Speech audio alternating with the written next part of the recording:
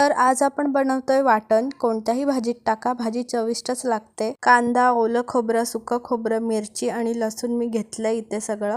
ओलं खोबरं आणि सुकं खोबरं एकदा मिक्सर मध्ये वाटून घेतले व्यवस्थित। सुकं खोबरं थोडंसं भरड-भरडच वाटायचं म्हणजे भाजताना काही प्रॉब्लेम येत नाही।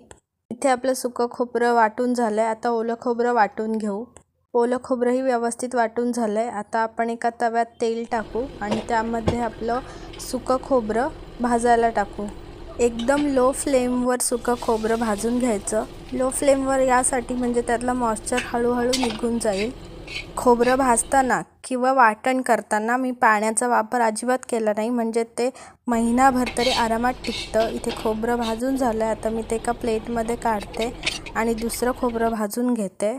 आता इथे मी खडे मसाले घेतलेत। जिरे, लवंग, दालचिनी, चक्रीफूल, तेजपत्ता, मिरी। तुम्हाला तुमच्या आवडीप्रमाणे जे मसाले हवेत ते तुम्ही त्यात टाकू शकता। इथे खोबरं पण व्यवस्थित भाजून झालंय। आता आपण कांदा भाजून घेऊ। कांदा पण एकदम लो फ्लेमवर आणि व्यवस्थित भाजून घ्यायचा। कांदा पण खरपूस भाजून झाला, थोडासा लालसर रंग आला की त्यातच भाजायला आपण खडे मसाले टाकतोय। कांदा थोडा बाजूला करून थोडंसं तेल टाकायचं आणि त्यात खडे मसाले टाकून 2 मिनिटं व्यवस्थित भाजायचे आणि मग कांदा मिक्स करून घ्यायचा। आता मी इथे लसूण आणि मिरची सुद्धा व्यवस्थित भाजून घेते। लसणाचा रंग बदलला की समजायचं लसूण पण छान भाजून झालाय। आता हे सगळं आपण मिक्सरला वाटूया। एका भांड्यात मी हे सगळं मिश्रण मिक्स करून घेते।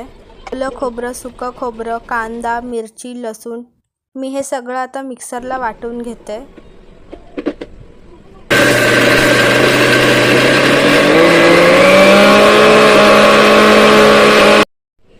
अगदी मऊसूत वाटून घ्यायचं। त्यात मी अजिबात पाण्याचा वापर केला नाही।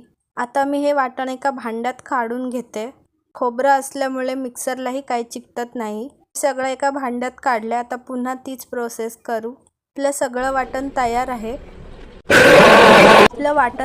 आता मी हे सगळं मिक्स करते आणि एका हवाबंद डब्यात भरून ठेवते। पाण्याचा वापर नाही, त्याच्यामुळे वाटण अगदी महिनाभर फ्रीजमध्ये व्यवस्थित टिकतं। तर चला पटकन आपल्या चॅनलला सबस्क्राईब करा।